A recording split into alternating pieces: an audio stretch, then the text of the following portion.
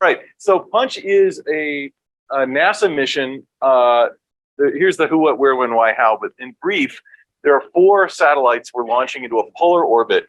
We're going to study how the corona becomes the solar wind. Now, that's the first, well, we'll come back to it. But the outer limits of the solar corona, there aren't any. The corona expands outward. And during the eclipse, people will see it fade into the background brightness of the sky. But it actually extends all the way past the Earth. We are immersed in the corona. So we're used to thinking of the sun as something far away. It's not. It's close. And we are immersed in its outer reaches. And so what we're doing with Punch is examining the boundaries between what we conventionally call the solar wind and what we conventionally call the corona. It is an extension of what you see with your eyes. So it's important to realize the corona extends across the entire sky. I'll go forward here. Let's see. Here we go. So why do we look at the corona from space? Well, we can see the corona only every once in a while, right? This is a Druckmüller and Hubble preparation of the 2017 eclipse. And you can see the incredible detail we can see from the ground. We can't see this much detail from space. And the reason for that is not that it's not there. It's that you have to design an instrument for space to have the living daylights shaken out of it and still work, right? You mount these things on enormous rockets and shake the heck out of them, and then they have to work for years afterward.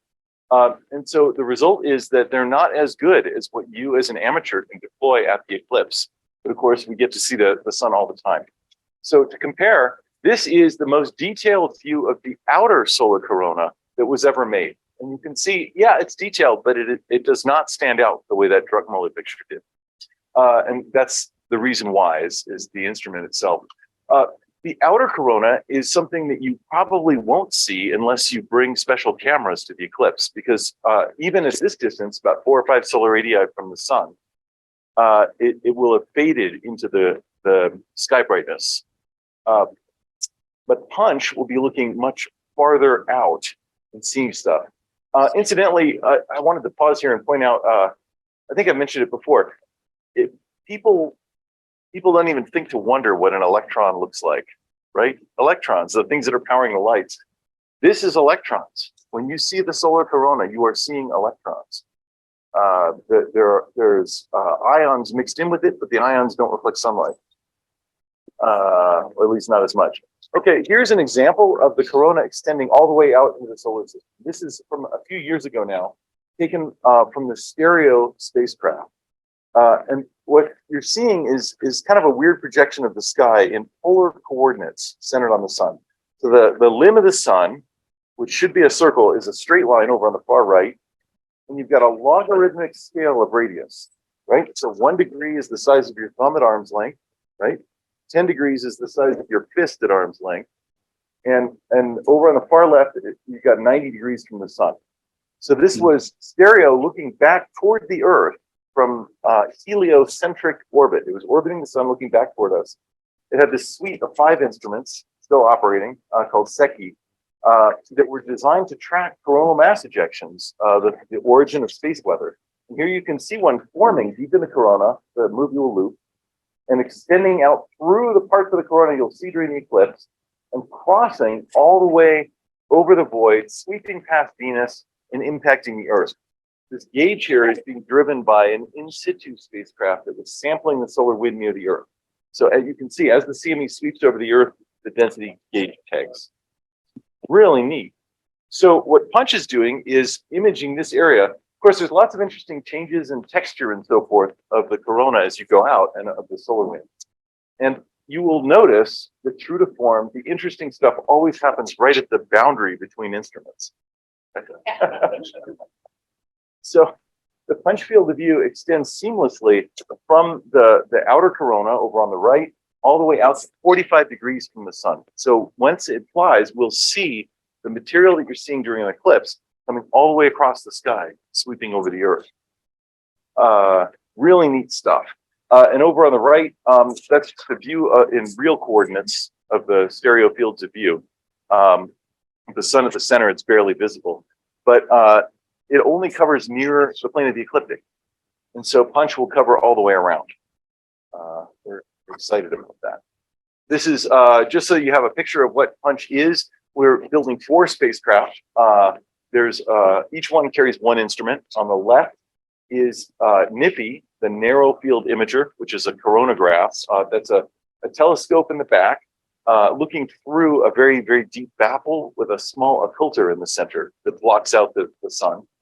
And over on the right, you have the WIFI, or Wide Field Imager. We have 3 of them, and those are very much like a coronagraph, but in linear geometry, so that comb in the front is intended to be an artificial horizon that the camera hides behind. Now, why do we have 4 of these? Well, the problem is we have lots of data. We're going to take polarized images. The P in punch is for polarimeter, which is a polarizing camera. We do that in order to measure the shape of the corona in 3D.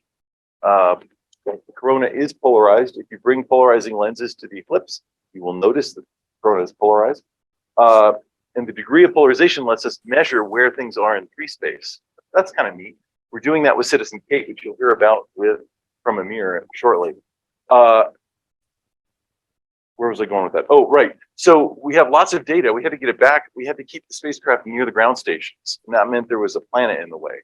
So we had to spread out the instrument to make it larger than the whole planet. The only way to do that was to mount it on multiple observatories. So over on the right, you can see our orbit, sun at the left, 4 spacecraft going around. On the left, you see a movie of their fields of view on the night sky. And as the spacecraft orbit, they paint this trefoil on the sky, and they go around and paint an entire 90-degree diameter circle. Now, 90 degrees is easy to say, but that's from the horizon to the zenith. So the only proper way to display our data is on a dome. Right. So anyway, this will be going around and doing its thing. It's important for us to combine these exposures on the ground seamlessly. That's easier said than done. We're developing techniques to produce truly seamless images, and we're demonstrating them with Kate. So that's a direct tie where we have citizen science for the eclipse, which you'll hear about, that is directly helping what I consider a major NASA mission. So going back, I just want to drive home how large this field of view is and how large the visible corona would be if your eyes were sensitive enough. So here's that image from Druckmuller and Habal. This is the same corona photographed through an SLR camera by Dr. Emil Kepko out of Salem, Oregon. And you can see some familiar objects near the bottom, roof lines and trees and things. This, I couldn't even fit it on the slide. This is the punch field of view on that picture scale. So extremely large. Whoops. Oh, can we go back one slide? Sorry. So I'll wrap up here. I thought I had 2 versions of this. Okay, yeah, it's got all the labels. So we'll image the surrounding solar wind. The key thing to take away here is we are immersed in the solar wind, which is an extension of the solar corona. And so when people think about the eclipse, and we're training them about what the corona is, you need to think of it not as a distant object, but as something that we are immersed in. And we're working with Citizen Kate. We have a punch outreach program. I've deliberately not mentioned it. You've heard the word punch a lot over the course of this workshop. You're going to hear from Dr. Sherilyn Morrow next, who will talk about what we're doing in the way of outreach, building on the eclipse. Thanks.